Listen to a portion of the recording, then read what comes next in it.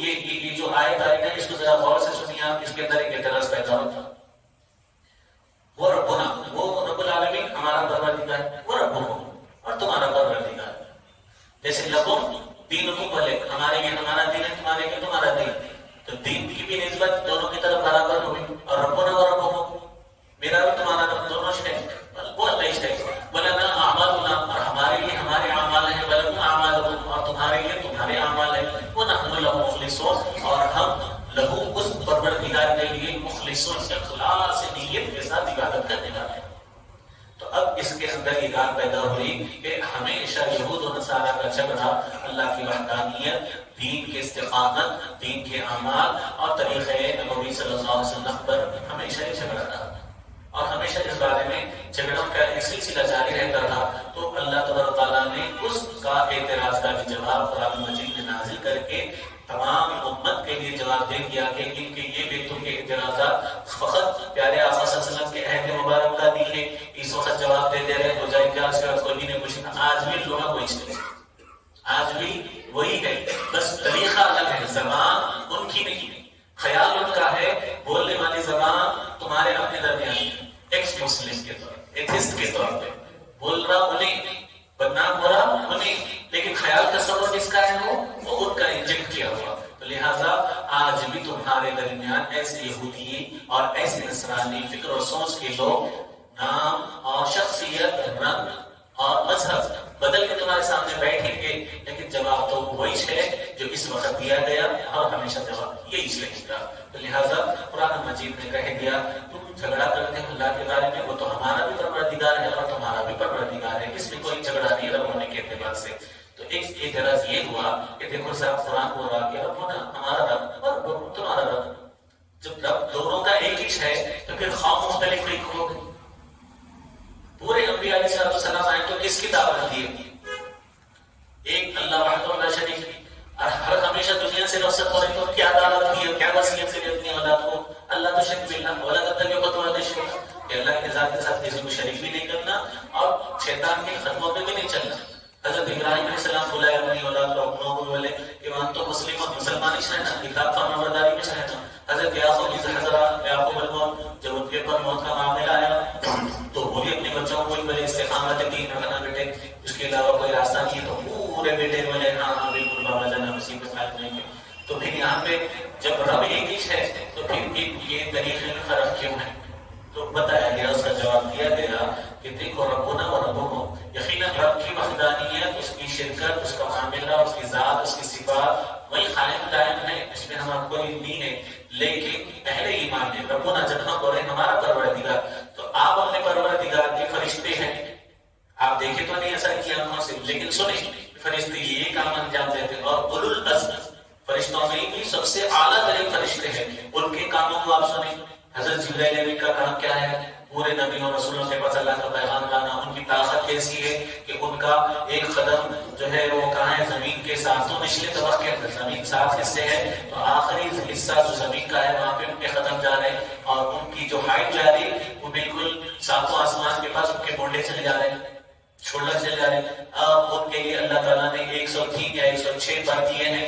اگر ایک پر دنیا کے اوپر رکھ دے ہو تو دنیا میں اندھیرا چھا جائے گا، چاہے آپ کی الیکٹریسٹی کتنی بھی بہترین کیوں نہ ہو. تو ایسے فرشتے دیکھا کوئی نہیں ہے، کوئی نہیں دیکھا، لیکن مانتے سمجھے نہیں. تو ہمارے پاس یہ ہے کہ فرشتے ہیں، کتنی بھی طاقت ہوگی بھائی، ایک سیکنڈ میں یہاں سے ہم چل جاتے ہوں گے. آپ کو یہاں سے سعودی جانا ہے 5 گھنٹے تو پکا لے کے چلے جاؤ. ایئرپورٹ کو جانا آدھا گھنٹہ پہلے امیگریشن کراؤ، یہ چیک کراؤ، وہ فلاں کراؤ، 6 گھنٹے لے کے چلو. اب یہاں سے امریکہ جانا ہے، نیوزی لینڈ جانا ہے، 22-24 گھنٹے کی فلائٹ ہوتی ہے، آپ کے بیچ میں ڈیلے ہوتی ہے، کہیں تو بھی رکنا پڑتا. اور فرشتوں کے تو کیا ہم اتنی طاقت کو مان کے ہم یہ بولیں کیا ارے نہیں وہ فرشتے نوز باللہ اللہ کی بیٹیاں ہیں، بیٹے ہیں بولے؟ اہل ایمان تو بھی نہیں بولے، مشرکین عرب بولے کہ یہ جو فرشتے ہیں وہ اللہ کی بیٹے ہیں. اور جب ہم ایک کے بعد ایک نبی کے قصے سنتے چلے گئے قرآن مجید میں، حضور پاک صلی اللہ علیہ وسلم نے ان کی تفصیلوں کو ہم کے ساتھ ہمارے سامنے فراہم کیا. ارے حضرت ابراہیم کا ایمان دیکھو کیسا تھا، ایسی آپ نہیں کری، لیکن استقامت دین پہ ایسی ہے کہ ایک بھی آپ کی پیشانی پہ جنبش نہیں آئی، ایک بھی لکیر نہیں پڑی اس کے بارے میں فکر. دین کی بھی استقامت ایسی ہوتی. اور حضرت ابراہیم وقت کے بادشاہ کے سامنے کھڑ کے حجت الہی کو ثابت کرے تو ایسی تمہارے اندر کیپیبلٹی ہونا، یہ باتیں بیان کی. پوری امت ہمیشہ ان کو سنتی گئی. بعد میں آنے والا زمانہ کتابوں میں کتابیں لکھتا چلا گیا، بعد میں آنے والوں کو اور نئے اکاؤنٹس ملے اور نئی باتیں ملی، ان لوگوں نے نئی اور باتوں کو اضافہ کیا. اس کے باوجود بھی یہ امت کبھی بھی کسی نبی کے معجزے کو اللہ کی جانب بیٹا ہونے کی نسبت نہیں کرتی. تو ہمارے رب کے ماننے میں اور ان کے رب کے ماننے میں سب سے بڑا فرق یہ ہے کہ ہم نے شرک نہیں کیا. اور رب کو تمہارا رب بھی اللہ ہے نا، تو وہاں پہ انہوں نے شرک کر دیا. جانتے بوجھتے ہوئے یہ دونوں کا ان لوگوں نے کر دیا. اور دین ایک خدا کو ایک ماننا تھا اور اس کے ساتھ شرکت کر کے اللہ کی خدائی کو بانٹ ڈالا. اور مسلمان معاملہ یہ رہا کہ اللہ کی ذات کو ویسی رکھا جیسا آپ نے ذات کو رکھا. لہٰذا حاضرین، یہاں پہ ربنا اور ربکم بولنے میں یہ اعتراض کا یہ جواب ہے اور بتلایا گیا لنا اعمالنا، ہمارے لیے ہمارے اعمال ہیں، ولکم اعمالکم. تو پھر اس میں بھی اپن یہی سوچ سکتے تو کھلی بات بھی سمجھ میں آ جاتی. جیسے دین میں ہم اپنے دین پہ قائم ہیں اور وہ بھی اپنے دین پہ قائم ہیں، لیکن دینی چھ دونوں کے بیچ میں، لیکن ہم اسلام پہ قائم ہیں، وہ اپنے بد مذہبی پہ قائم ہیں. ہم اپنے ہمارے رب العالمین کی طرف وحدانیت کو دیکھ رہے اور رب العالمین کی وحدانیت میں شرکت کو دیکھ رہے. تو اسی طریقے ولنا اعمالنا، ہمارے لیے ہمارے اعمال اور تمہارے لیے تمہارے اعمال. تو ان اعمال میں بھی ہم کس کو دیکھ رہے ہیں؟ ہم کس کو دیکھ رہے ہیں؟ ہم وحی کو دیکھ رہے ہیں، اللہ کے پیغام کو دیکھ رہے ہیں، نبی صلی اللہ علیہ وسلم کے عمل کو دیکھ رہے ہیں. آپ کی اپنی ذات سے کوئی چیز پسند آ رہی، ارے بھائی ابھی 3:30 تک 3:40 تک بھی ظہر کا وقت ہے، میں عصر بھی پڑھ لوں گا، ظہر بھی پڑھ لوں گا، مغرب بھی پڑھ لوں گا. اور اگرچہ کہ وقت نماز کچھ ہے، لیکن ہم بولتے صاحب جس کا جو وقت آتا ہے اس کو ہم کچھ تہجد ہے، کچھ میرے اوپر قضا نمازیں ہاں وہ پڑھیں گے، نفل نمازیں ہیں وہ پڑھیں گے، نظر کی نمازیں ہیں کہ میں فلاں کام ہو گیا تو میں اتنی نمازیں پڑھوں گا، وہ کر سکتے ہیں آپ. لیکن وقت سے آنے پہلے دوسری نماز کو آپ جو ہے مقدم پہلے نہیں کر سکتے. لیے ہمارے اعمال میں اور غیروں کے اعمال میں یہ فرق یہی ہے کہ ہم وہ عمل جو کرتے ہیں اپنی ذات و نفس سے نہیں کرتے، حکم قرآنی سے کرتے ہیں. اور حکم قرآنی نبی اکرم صلی اللہ علیہ وسلم نے ہمارے درمیان میں ایگزیکیوٹ کر کے بتلایا، تب حضور اکرم صلی اللہ علیہ وسلم نے ایکشن پرفارم کر کے بتلایا. وضو کا حکم آ گیا، یا ایھا الذین آمنوا اذا قمتم الی الصلاۃ فاغسلوا وجوہکم وایدیکم الی المرافق. وضو کے اللہ تبارک تعالیٰ نے وضو کے طریقے بیان کر دیے، لیکن ایگزیکیوشن میں حضور صلی اللہ علیہ وسلم نے صحابہ کو جمع فرمایا اور کہا کہ میرے پاس جبرائیل آئے تھے اور وضو بھی کو بتائے. صحابہ کی یہ وضو نہیں بات تھی تو حضور نے ان کے سامنے پانی منگوایا اور اس کو پورا حضور نے پرفارم کر کے بتایا کہ دیکھو ایسا وضو ہوتا ہے. صحابہ سیکھ اور ہمارے وضو پورے طریقے قرآن مجید میں جو بیان ہوا حضور اطاعت صلی اللہ علیہ وسلم نے عملی نمونہ، عملی تصویر کو پیش کیا. تو ہمارے اعمال میں اب کیا پیش نظر رہتا صاحب؟ قرآن کا حکم اور حضور کا اسوہ طریقہ. تو اب ان کے یہاں پہ کیا ہوگا؟ اعمالوں کو ان کی اپنی ذاتی چیز نہیں کی گئی، وہ اس لیے کہ انہوں نے توریت کے حلال کو حرام کی طرف کر دیا اور توریت کے حرام کو حلال اور حلال کو حرام کی طرف. تو لہٰذا اپنی منمانی سے انہوں نے دین کے عمل میں بھی اپنی منمانی چلائی. تو لہٰذا یہ اہل ایمان یہ کہتا ہے وَنَحْنُ لَهُ مُخْلِصُونَ کہ ہم اپنے اعمال میں اپنی ملاوٹیں نہیں کریں، اپنی جانب سے نہیں کریں، بلکہ وَنَحْنُ لَهُ مُخْلِصُونَ جس اخلاص کے ساتھ، جس پیورٹی کے ساتھ اللہ تعالیٰ جس عمل کو کرنے کے واسطے بھیجا پیارے آقا صلی اللہ علیہ وسلم کو اور حضور اکرم صلی اللہ علیہ وسلم نے جو طریقہ بتلایا ہم وہ اچ کریں، اس میں کوئی زیادتی نہیں کرے. اب میں نماز پڑھ رہا ہوں، میں نگاہ بنا ہوا ہوں، اب میں تھوڑی دیر کھڑی کو دیکھ رہا ہوں، سامنے کی طرف دیکھ رہا ہوں، تو علماء نے کہا کہ اگر ایسی کوئی حرکت آپ کی نماز کی ادائیگی میں کسی ایک رکن کے ادا کرنے میں 3 مرتبہ ہو رہی ہے، کہیں نظر بھٹک رہی ہے، کہیں کھجلا رہے ہیں، کبھی کچھ چیزوں کی توجہ دے رہے ہیں، اگر ایک رکن میں 3 مرتبہ آپ کی کہیں ایسی حرکت ہوتی آپ کی نماز فاسد دوبارہ پڑھ. تو لہٰذا اور ایک بات بتائی گئی کہ آپ رکوع اور سجود یا دیگر ارکان کے ادا کرنے میں کچھ حرکت کر رہے ہیں، آستینوں میں آستین ڈال کے کھیل رہے ہیں، یا بٹن کا کھل گیا تو بٹن لگانے کو دیکھ رہے ہیں، یا ہاتھ باندھے ہوئے تھے یہاں کے بٹن کھل گیا اس کو لگانے میں دیکھ رہے ہیں. کوئی دوسرا باہر جو نماز میں نہیں ہے، نماز کے باہر ہے، انہیں دور سے دیکھا تو اس کو دکھ رہا کہ انہیں نماز میں نہیں ہے، وہ عمل کثیر ہے پر یہ بھی نماز کی فساد کا باعث بنتا. تو لہٰذا ہم کو بتلایا گیا وَنَحْنُ لَهُ مُخْلِصُونَ نماز میں کیا بھی ہو جان دو، حتیٰ کہ وقت اخیر آ گیا اس کی حالت میں رخ قبض ہو رہی گر جائیں گے مگر اپنے نماز کے معاملے سے ہٹ گئے. تو بتلایا کہ وَنَحْنُ لَهُ مُخْلِصُونَ ہم اخلاص سے پیورٹی کے ساتھ، جیسا نبی اکرم صلی اللہ علیہ وسلم نے ہم کو بتلایا. حضور صلی اللہ علیہ وسلم کی خدمت میں مسجد نبوی میں ساتھ گیا ہے، فوری فوری نماز ادا کر کے جانے لگے. تو حضور صلی اللہ علیہ وسلم نے کہا اٹھا کیا کرے گا؟ بولے یا رسول اللہ نماز ادا کیا. تو حضور صلی اللہ علیہ وسلم نے فرمایا اصل جو کرنا رہی تو نماز ایسا آپ کی جو ہے جلدی سے کر لے گی چیز نہیں ہوتی. نماز میں اطمینان ضروری ہے. تو بتایا گیا جو نماز میں جلدی کرتا انہیں نماز کا بھی چور ہے. جیسے کام چور ہوتا ویسے ہی جلدی جلدی سامان کر دے کے آ جانا یہ نماز کی چوری ہوتی. تو حضور نے بنایا میں کیسا پڑھ رہا ہوں پہلے دیکھو اس کے بعد عمل کرو. لہٰذا پھر حضور صلی اللہ علیہ وسلم پرفارم کر کے بتلایا میں نماز ایسا پڑھ. تو تمہارا کو بھی چاہیے یہ اطمینان کے ساتھ نماز ادا کرنا. تو لہٰذا ہم نے جو نماز کی زکات کی دیگر احکامات کی جو صورتیں لی جو انداز لیا وہ نحن له مخلصون اللہ فرما رہے ہیں کہ ہم اس میں کیا ہے بالکل اخلاص کے ساتھ ان تمام تر چیزوں کے لیے اور مخلصانہ طور پر وہ چیزیں اسی کے لیے کریں. پنج وقتہ نمازوں کے ساتھ تہجد کی پابندی کر رہے ہیں. تو یہ نہیں کہہ رہے کہ صاحب ارے پنج وقتہ نمازوں تو ہے ہی ہے مسلمان تو تعریف کر رہے ہیں. اب گھر کے محلے کے لوگ بھی تعریف کر رہے ہیں. آپ کو اپنے تو آواز آتے کیا بولے تو گل صاحب کی گرم کھانے کر لے رہے تہجد پڑھ رہے کرتے انہوں. یہ آپ اخلاص کیوں؟ اس لیے کہ رات کا جو معاملہ دن کا معاملہ میرا بھی ظاہر ہے. میں اللہ بولا آپ میرے مطابق آپ میری اقتدار میں آ جاتے. مگر رات کا معاملہ بین اللہ و بین العبد اللہ اس کے بندے کے درمیان کوئی بول نہیں سکتا. اس لیے یہ بتلایا گیا صحابہ نے عرض کیا ہے اخلاص پیورٹی پاکی ملاوٹ کے بغیر ریاکاری کے بغیر عبادت کرنا. یہ تو بات سمجھ میں آئی. لیکن ہے کیا کھانا کھائے کیا ہوتا طاقت آتی انرجی آتی لیکن اصل وہ چیز ہے کیا آتا کیسا ہوتا وہ پیدا کیسا ہوتا اس کی پہچان کیا ہے اس کی حلاوت کیا ہے. جام قدرے تو جام کا مزہ آیا آم قدرے تو آم کا مزہ آیا. اخلاص کی حلاوت کیا ہے اخلاص کا مسئلہ کیا ہے. تو حضور اقبال صلی اللہ علیہ وسلم نے فرمایا کہ یہ ایک اللہ اور اس کے بندے کے درمیان میں راز ہے اور وہ بندہ خود اس کو محسوس کرتا اور اللہ تعالیٰ اس کو جانچ لیتا بھاپ لیتا. تو یہ اخلاص کو جو اللہ تعالیٰ نبی کریم صلی اللہ علیہ وسلم نے رب العزت کے ساتھ جوڑ بتلا دیا کہ مسلمانوں کا کام یہی ہے کہ وہ اپنے اس اخلاص پر رب کی عبادت کریں. تو رات کی عبادتیں پڑوسیوں کے لیے نہیں ہے گھر والوں کے لیے نہیں ہے. رات کی عبدیت رات کا رونا رات میں اللہ کو منانا اپنے گناہوں کی جو ہے معافی مانگنا یہ آپ کے پروردگار کے درمیان میں کانفیڈینشیل معاملہ یہ علیہ اعلان سب کو سنانے کا معاملہ نہیں ہے. ہاں ترغیب یہ اس لیے دلائی گئی تاکہ جب آپ دنیا کے اندر مسائل اور تکالیف میں گزرے تو آپ اپنا غم کس کو سنائیں گے. لہٰذا آپ اپنا غم اس کو سنائیں گے تو ان تمام غموں کا مداوع کریں گے. آپ آگے میں کو 100 باتیں سنائیں اور لگا میں دعا کرتا ہوں میں سب باتیں آپ کو سنایا تو سب ہمارے سے جو ہو سکتا دعا کے سوا کچھ نہیں ہو سکتا. رب العالمین وہ ہے تیرے درد کا ہر مداوع میں کروں. آئینہ دیکھ کے ہم چہرے کی کپڑے کی خوبصورتی تو دیکھتے لیکن دل میں کیا چل رہا تو دنیا میں کوئی آدمی نہیں دیکھ کے پوچھ سکتا. وہ رب العالمین. تو بتایا گیا کہ رات میں اللہ تعالیٰ کی بارگاہ میں کھڑے ہونا یہ نبی اکرم صلی اللہ علیہ وسلم صحابہ تابعین اولیاء صالحین کا یہ عمل ہے. لہٰذا مسلمانوں کو بھی چاہیے کہ اپنے آپ کو مخلص کرے دنیا ان تمام نمازوں میں بھی اخلاص ادا کرے اور عبادت کے دیگر معاملے ہیں جو اس کے الگ الگ ڈائیورشنس ہے اس میں بھی انسان کوئی چیزوں کو مد نظر رکھے.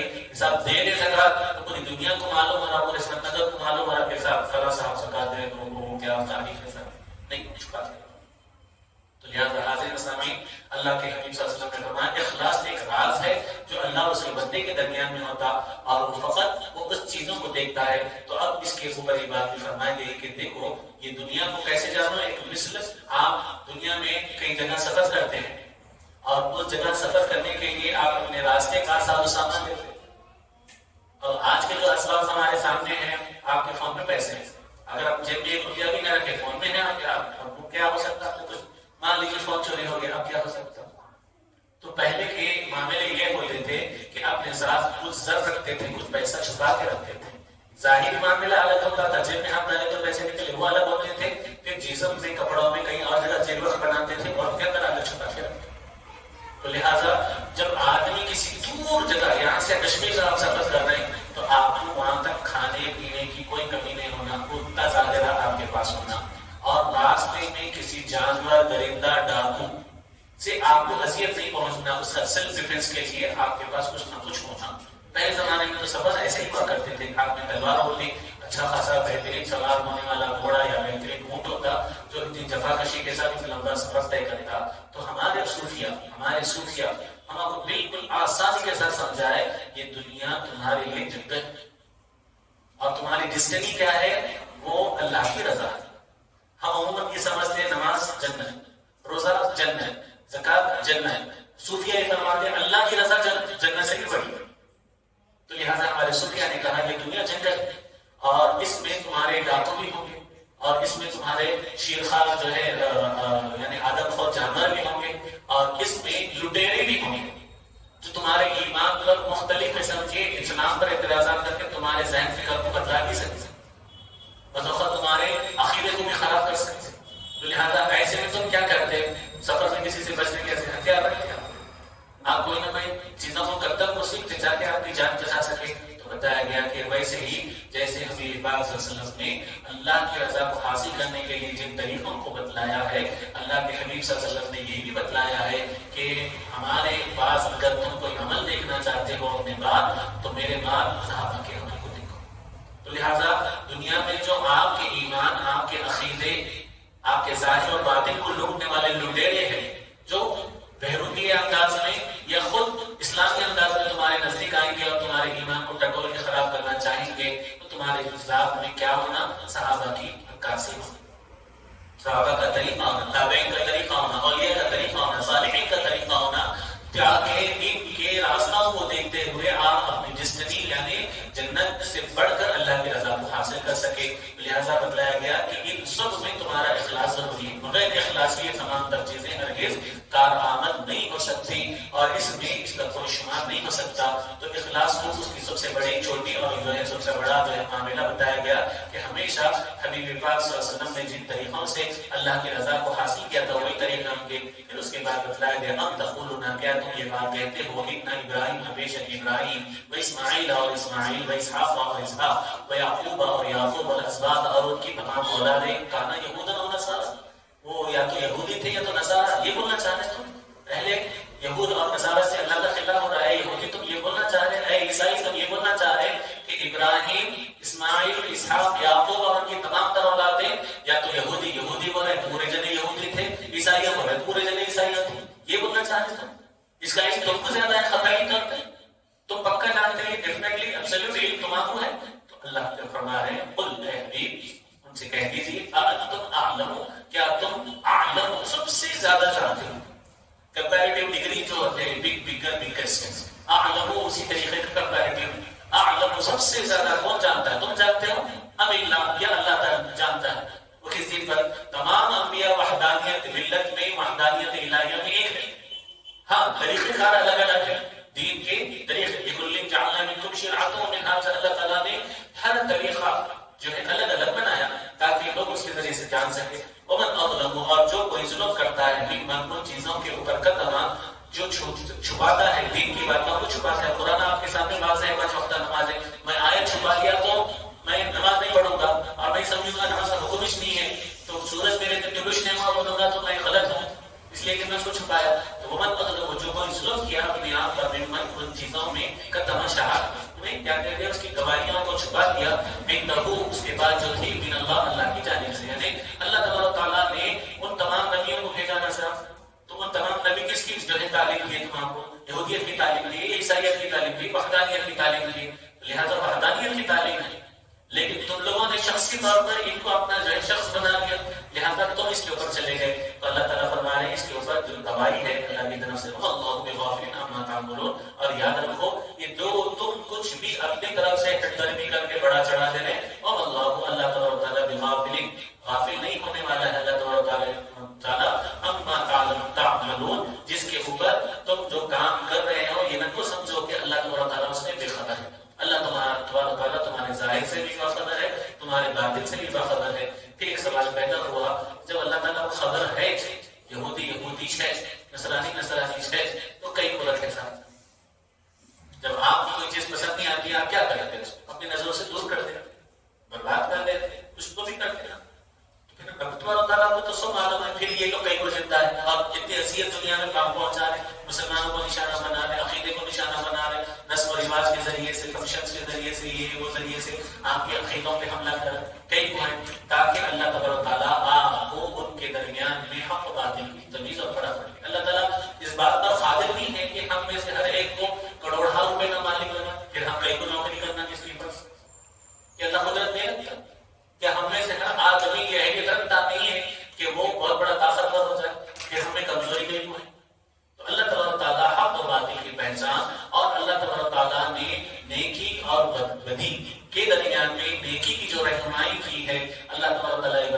چاہتے ہیں کہ یہ وہ قوم ہیں جنہوں نے اپنے نبی وقت سے لے کر آج تک سوائے نافرمانی کچھ نہیں سیکھا.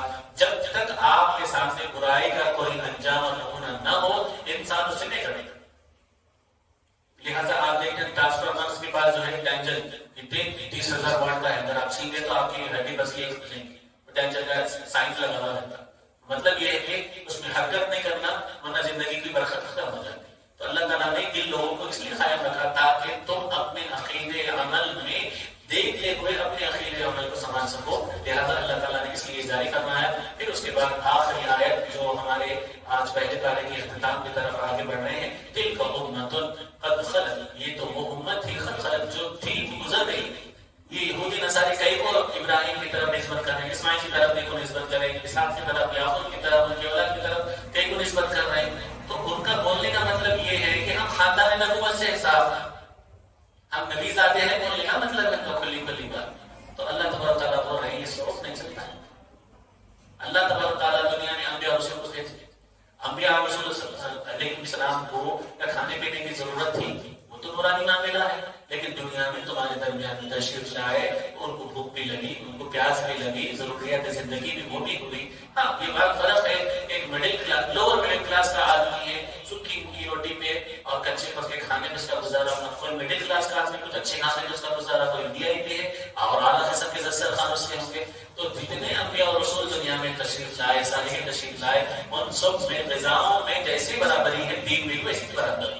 جیسے غذا ان کو کھانا بھی ضروری ہے, آپ کو بھی کھانا ضروری ہے, آپ کے باہر والوں کو بھی کھانا ضروری ہے, ویسے ہی دین ان کا بھی ہے, بعد والوں کا بھی ہے, اور آئندہ چل کر آنے والوں کا بھی ہے. ایسا نہیں ہو سکتا صاحب وہ لوگ عمل کرے اور وہ عمل ہمارے لیے آخرت کی نجات کا سبب بنتا ہے, کہاں سے ہو سکتا؟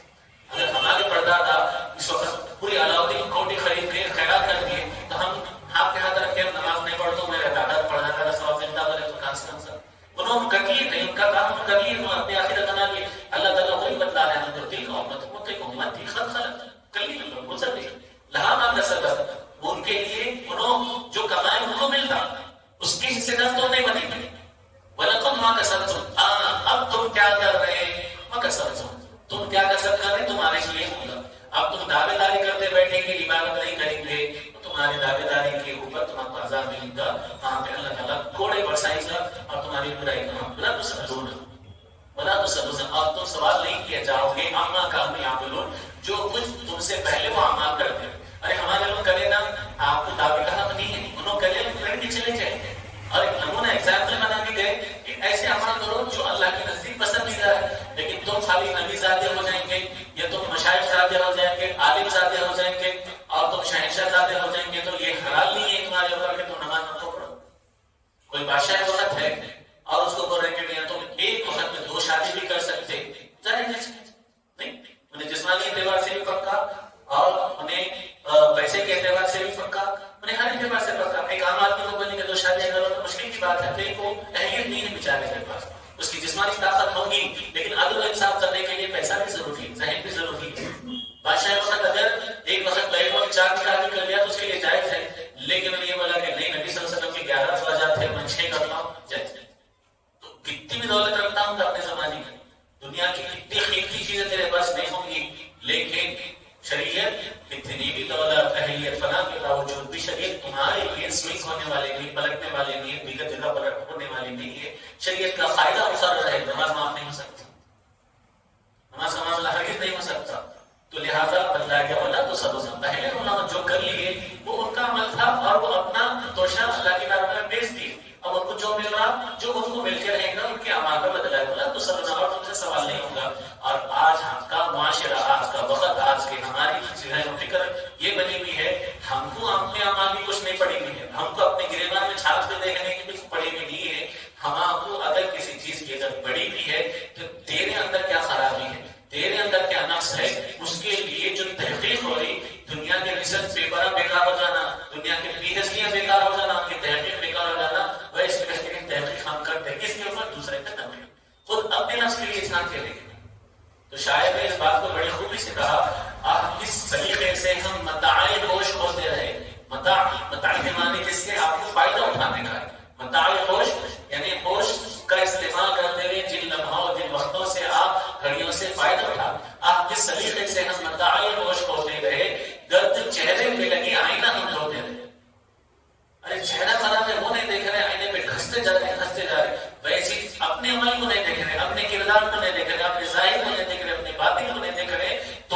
نبی صلی اللہ علیہ وسلم کے اعمال سے مطابقت کر رہے ہیں، تو کتنے صحابہ کے اخبار پہ چل رہے ہیں، تو کتنے اولیاء کے راستے پہ چل رہے ہیں جو انہوں نے اسی راستے کو اپنا کر اسی کی دعوت دی۔ آج ہمارا معاملہ یہ ہے کہ ہمارا بھائی کو ہم سے اختلاف ہے، ہمارے پڑوسی کو ہمارے سے اختلاف ہے، ہمارے خاندان میں ہمارے لوگوں سے ہمارے اختلاف ہے، اور یہ صحابہ، یہ تابعین، یہ تبع تابعین، یہ اولیاء اللہ، آپ ذرا دیکھیے صحابہ کی بات کا معاملہ تو بہت زیادہ دور ہے۔ ان کا زمانہ یہودیت سے ہے، اور یہودیت نصرانیت اس زمانے کی سب سے زیادہ دشمنی جب سے بھی ہے، آج سے بھی ہے۔ لیکن آپ دیکھتے ہیں تمام اولیاء اللہ، یوسف شریف ہے، درگاہ میں جائیے تو آپ کو مسلمان بھی نظر آتا، غیر مسلم بھی نظر آتا۔ غیر مسلم کو کون سے اس کے بابا آ کے بولے کہ میں یہاں جائیں، لیکن اس کا یقین یہ ہے کہ وہ وہاں پہ جاتا۔ کئی لوگ اپنی زندگی میں کبھی کسی کے مذہب کو نہیں دیکھے، کبھی کسی کے رنگ کو نہیں دیکھے، کبھی کسی کی نسل کو نہیں دیکھے، کبھی زبان کو نہیں دیکھے، ان کا کام یہ اللہ کی مخلوق ہے۔ یہ مخلوق کا معاملہ یہ ہے کہ ہم اللہ کی مخلوق کی جو ہے ہدایت کے لیے بھیجے گئے ہیں، ان کی مدد کے لیے بھیجے گئے ہیں۔ اسی لیے اللہ تعالیٰ نے اولیاء کے آستانوں پر کام فرمایا تاکہ ہم ان سے یہ چیز کو سیکھیں کہ اولیاء اللہ تعالیٰ اپنی زندگیوں کو اتنا عام کرے ہوئے تھے اور اپنے آپ کو اتنا نفع بخش بنائے تھے، تب فائدے مند بنائے تھے کہ غیر بھی آپ سے فائدہ اٹھا رہا تھا، غیر بھی اپنی مرادیں ان کے سامنے رکھ رہا، اور انہوں یہ نہیں بول رہے مجھ سے مانگ، میں دیتا ہوں، مانگ اللہ سے، میں دعا کروں۔ بزرگوں کا اپنی حیات میں یہی طریقہ رہا، آیا نہیں بیٹھ تیرے ہم میں دعا کرتا ہوں، یہ نہیں بولے میں دیا میں لیتا۔ اب ہمارے پاس اچھے عقیدے کے لوگ بولتے حضرت تم بیٹا دے دو، حضرت تم نوکری دے دو، ہم فلاں دے دو، اور وہ ہماری درگاہوں کے اندر وہ مجاور جو حضرات بیٹھتے ہیں معافی کے ساتھ، وہ اس کے جو ہے کیا بولتے ہیں اسسٹنٹ بن جاتے ہیں مرادوں کے، اور بولتے ہیں کھاتے کے کسی صاحب کے لا بانو اور ہم آپ کو اتنا پیسہ۔ تو یہ آپ کیا بنا دیے درگاہوں کو؟ درگاہ تو اس بات سے ہے کہ بھئی وہ اس بزرگ کو اللہ تعالیٰ نے جو مقام منزلت دی ہے وہ سنت نبی صلی اللہ علیہ وسلم پر، اور بغیر کسی بھی اپنے دل میں رنجش اور کسی چیز کے لیے خرابی رکھتے ہوئے دوسروں کی مدد کرنے والوں نہیں ہے۔ حضور نے فرمایا خیر الناس من ينفع الناس، بہترین آدمی وہ ہے، بہترین لوگا وہ ہے جو دوسروں کے فائدے کے لیے۔ آپ مسلمان کا خاتم محض 45 دنوں میں 8 ختم مسلمانوں کے، تو یہ ہمارے دین کی کام ہے، یہ ہمارا طریقہ ہے۔ تو حاضر سامعین، قرآن مجید ہر جگہ ہم کچھ جوڑ کے کہہ رہا ہے کہ یقین تمہارے بزرگان دین ہیں، لیکن ان کا عمل تمہاری خبر پر دلیل نہیں بنے گا۔ میں حضرت سیدی شیخ عبد القادر جیلانی علیہ رحمۃ اللہ کی ہر سال 11ویں کرتا تھا، دلیل نہیں بنی کی وہ۔ میں فاتحہ دیتا تھا، دلیل نہیں بنی کہ ثواب ملے گا، دلیل نہیں ہے، میرا عمل تو بتا ہے، اس کا ثواب میرے کو مل گیا۔ کیوں؟ کھلایا تھا تو کئی لوگ بھوکے تھے، ان کا پیٹ بھرا، انہوں نے دعا دی، اس کا دعا کا اجر اللہ ضائع نہیں کرتا، لیکن تیرا کیا ہے وہ بتا۔ تو لہٰذا حاضرین سامعین، کسی اور پر تنقید، کسی اور پر کرٹیسزم کرنے سے پہلے اپنے ذات نفس کو پہچاننا، اپنے آپ کو دیکھنا، یہ سب سے بہترین جو ہے دوا ہے، اور یہ سب سے بہترین اخلاص ہے، اور سب سے بہترین اخلاق کا نمونہ ہے کہ آپ کا اخلاق کیا ہونا ہے۔ کہ آخری بار نبی اکرم صلی اللہ علیہ وسلم نے ایک شخص کی مدینہ منورہ میں نشاندہی کی اور فرمایا کہ انہیں بہترین آدمی ہے۔ اب میں نے کسی کو بولا کہ بنتا ہے ذرا فوری نیچے ہوتے وعلیکم السلام میں خیریت ہوتے کو بولا تھا، بولتے ہیں صاحب بہت بڑے بڑے خراب ہوتے آپ کیا کریں ملے نمستے۔ تو حضرت عائشہ صدیقہ رضی اللہ تعالیٰ عنہ موجود تھی، وہ شخص گزرا، حضور علیہ السلام ہو گئی، بات چیت ہو گئی، اس کے بعد وہ چلے گئے۔ اب عائشہ رضی اللہ عنہ فرمایا یا رسول اللہ آپ نشاندہی کر رہے تھے، نہیں اچھا نہیں اور کمی نہ پڑے نا، پھر بات کرے نا۔ تو حضور پاک صلی اللہ علیہ وسلم میں بولا انہیں کمی نہ، اس کی عادتیں مضمون ہیں، اس کی خرابی ہے، میں یہ تو نہیں بولا کہ میں خراب ہوں۔ کیوں؟ نبی کی تعلیم یہی ہے، نبوت کی تعلیم ہی یہی ہے کہ کوئی آپ کا شر بھی ہو، آپ کا دشمن اپنے آپ کو جانتا بھی ہو، یا خدا نہ خواستہ آپ بھی کسی کو اپنا دشمن جانتے ہیں، تب بھی رحم کرنا ہمارے اوپر۔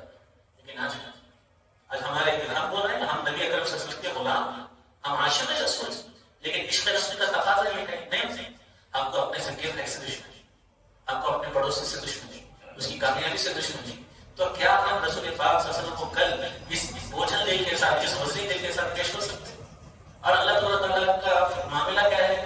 اللہ تعالیٰ نے ہم کو تعلیم دی کہ جب کوئی انسان گزر جاتا تو آپ کیا پڑھتے ہیں؟ اِنَّا لِلَّهِ وَإِنَّا إِلَيْهِ راجعون۔ ترجمہ اِنَّا لِلَّهِ، بے شک وہ اللہ کے لیے تھا، وَإِنَّا إِلَيْهِ راجعون، اور اسی کی طرف سب کو لوٹنا ہے. اللہ تبارک تعالیٰ جس وقت آپ ہم کو پیدا کیا جسم کے ناطق تھے ہم, قلب کے ناطق تھے ہم, ہمارے قلب میں گناہ تھے, جھوٹ تھا, غیبت تھا, دشمنی تھی, عداوت تھی, کچھ نہیں تھا, انتہائی پیورٹی. اور وہ تو دیکھو آپ گھروں میں معصوم بچے جاتے دوستوں سے دیکھیے, یہ بات میں بول رہا ہوں دوستوں کے دیکھیے, اس کے منہ سے کوئی آپ کو کراہیت کا علی کو نہیں آتی, معصوم بچے بچے دیکھو اس کی طبیعت اور مزاج میں اللہ تبارک تعالیٰ نے جو معاملہ رکھا ہے, اللہ تبارک تعالیٰ ایسے ہی قلوبوں کو اور ایسے ہی جسموں کو قبول کرے گا. اور ہمارے دلوں میں کتنا معاملہ, اور کیا اللہ تعالیٰ ہمارے مرنے کے بعد گرچہ کہ ملزام ہے مرنے ملزام ہے, اب کفن پہ 3000 روپے کا اتنا ڈال رہے ہیں, 7000 روپے کا ڈال ہے, 70000 روپے کا ڈال ہے, یہ دواؤں سے کچھ ہونے والا نہیں. حبیب مکرم صلی اللہ علیہ وسلم نے فرمایا اللہ تمہارے چہرے کو نہیں دیکھتا, کتنی اچھی گاڑی تھی, کتنا خوبصورت تھا, کتنا طاقتور, کتنا پہلوان, کتنا مال, اللہ کو ضرورت ہے, اللہ کیا دیکھتا دل کا تخت.